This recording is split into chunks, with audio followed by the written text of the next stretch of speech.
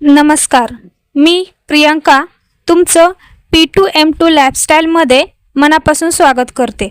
आज आपण आषाढ महिन्यात घराघरात बनवला जाणारा एक पारंपरिक आणि अतिशय चविष्ट पदार्थ पाहणार आहोत आणि ते म्हणजे धपाटे।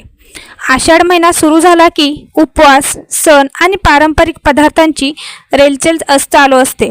अशा वेळी गरमागरम धपाटे, दही, लोणी किंवा लोणच्यासोबत खायला मिळाले की जेवणाची मजाच काही वेगळी असते। चला तर मग आपण सुरुवात करूया। सर्वप्रथम आपण हिरवी मिरची आणि जिरे एकत्र बारीक करून घेऊ।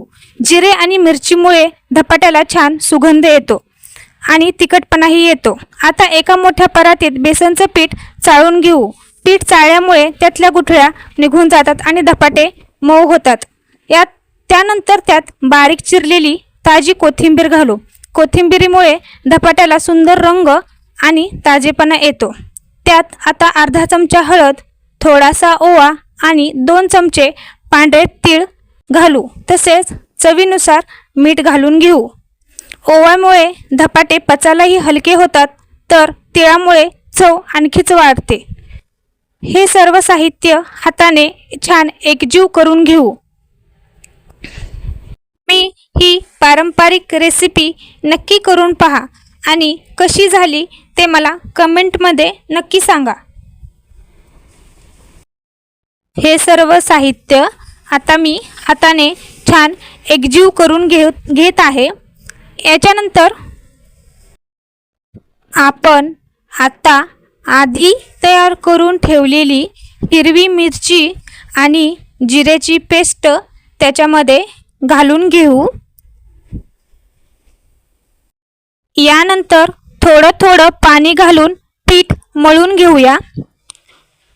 पीठ नाही खूप घट्ट मळायचं आहे, नाही खूप पातळ, अगदी मऊसर पीठ मळून घ्यायचं आहे। पीठ मळून झाल्यानंतर 10 ते 15 मिनिटे झाकून ठेवूया। त्यामुळे काय होतं तर सर्व मसाल्यांचा स्वाद त्या पिठामध्ये छान मुरतो। आता तवा गरम करायला ठेवू। हाताला थोडंसं पाणी लावून किंवा प्लास्टिकच्या कागदवर किंवा एखाद्या कापडावर पिठाचा गोळा करून हलक्या हाताने गोल धपाटा थापून घेऊया।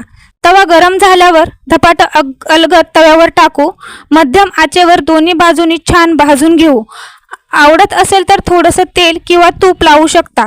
धपाट्यावर सोनेरी टिपके आले की समजायचं की ते छान भाजलं आहे। अशाच पद्धतीने सगळे धपाटे तयार करून घेऊया।